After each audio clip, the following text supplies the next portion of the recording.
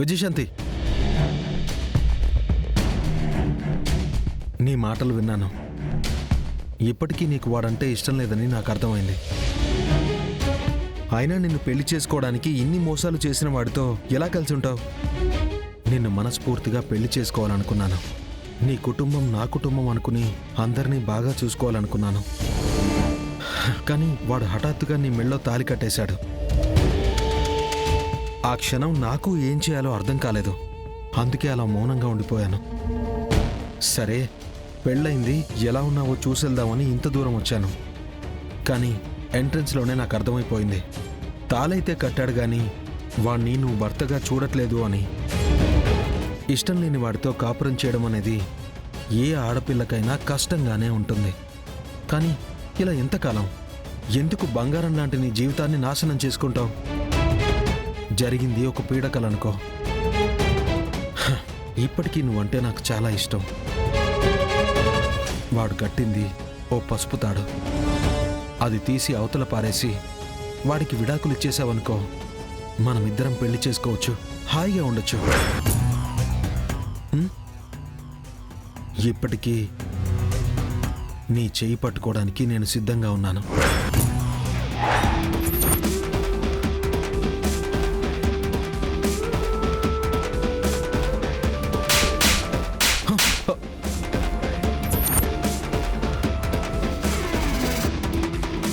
విజయ, ఏం చేస్తున్నావు?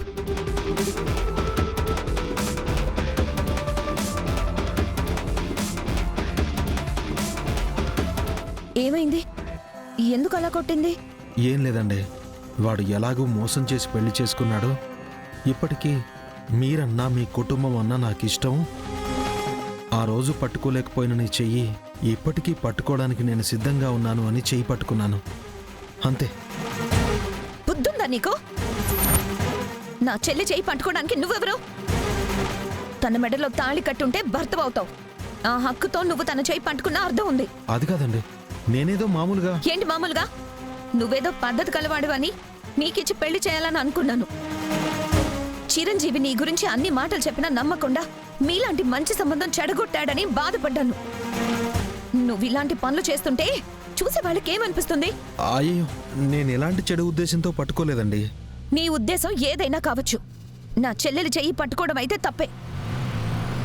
ఇంకోసారి అలా ప్రవర్తించావంటే బాగుండదు. నీకిచ్చి పెళ్లి చేయాలనుకున్నావు, కుదరలేదు. నువ్వు అలా చెయ్యి పట్టుకోవడం ఇంట్లో వాళ్ళెవరైనా చూస్తే ఏమనుకుంటారు? కాస్త పద్ధతిగా ఉండడం నేర్చుకో.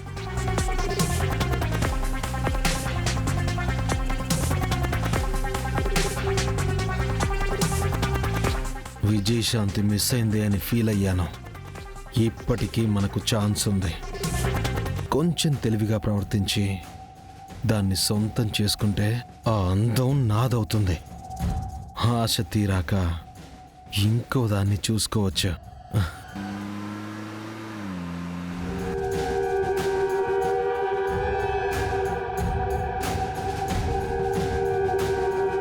హలో చిరు, ఎలా ఉన్నావు? ఎట్టుంటాను? ఆడి నుంచి ఆ విజయశాంతిని కాపాడదామని నిన్నేమో సాయం అడిగినాను. నువ్వు వస్తానని చెప్పినావు, రాకుండానే పోయినావు. ఏం చేయలేక నేనే మెడలో తాళి కట్టేసినాను. ఇప్పుడు అదే తప్పై పుడిచినది. సారీ చిరు, పెళ్లికొచ్చి నేను నిరూపించాలనే అనుకున్నాను. కానీ ఆ దుర్మార్గుడు నన్ను కిడ్నాప్ చేశాడు. నా బిడ్డను చంపేస్తానని బెదిరించాడు. అందువల్లే ఏం చేయలేకపోయాను. కానీ ఇప్పుడు వస్తున్నాను. మా పెళ్లి ఫోటోలు, వీడియోలు అన్నీ తీసుకొచ్చి చూపిస్తాను. నిజంగానా? నిజంగా వస్తాండావా? వస్తున్నాను, దారిలోనే ఉన్నాను. విన్న రాజాన్సీ, ఈడ మా వాళ్ళందరూ నేనేం చెప్పినా నమ్మకుండా ఉండరు. నువ్వొచ్చి చెప్తేనే వాళ్ళకి అర్థం అవుతుంది. సరే, ఒక 10 నిమిషాల్లో మీ ఇంట్లో ఉంటాను. నా దగ్గరున్న ఆధారాలు చూపించిన తర్వాత కూడా నమ్మకుండా ఎలా ఉంటారు? నువ్వు భిన్న వచ్చినావంటే ఆడు కూడా ఇంట్లోనే ఉన్నాడు. ఓడి కథ ఏందో ఏండే తేలుద్దాం.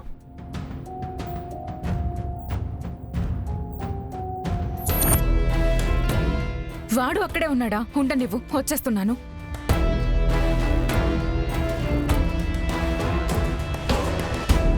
సరే, వచ్చే.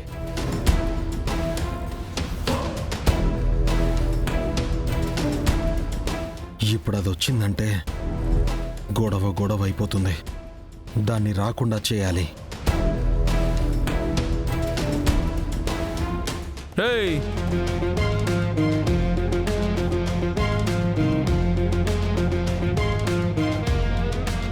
ఏడకి పోతాండవు?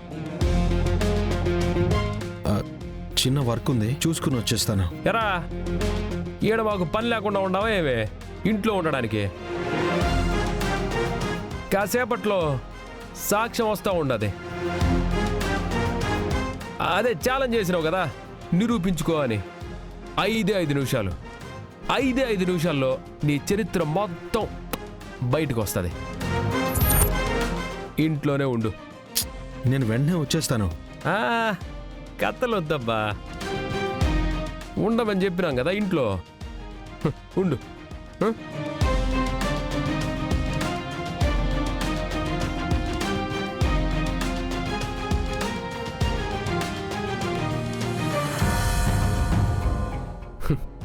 నేను చెప్తే నమ్మలేదు కదా మీరు. ఫోటోలు వీడియోలు తీసుకొని ఆ పాప వస్తూ ఉండదు. నేను చెప్పేది నిజమో ఈడు చెప్పేది నిజమో తేలిపోతుంది.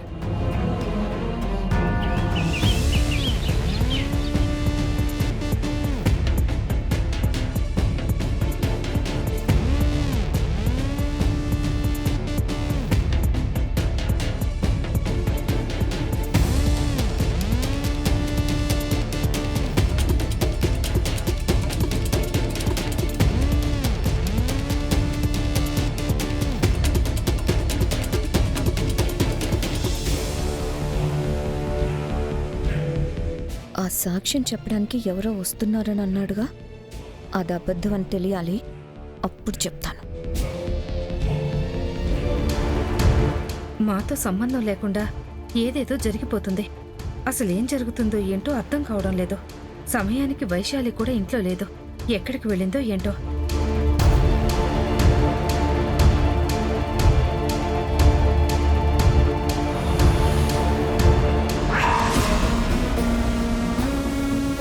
అదిగో ఆ పాప వచ్చుండదే, తీసుకొని వస్తాను.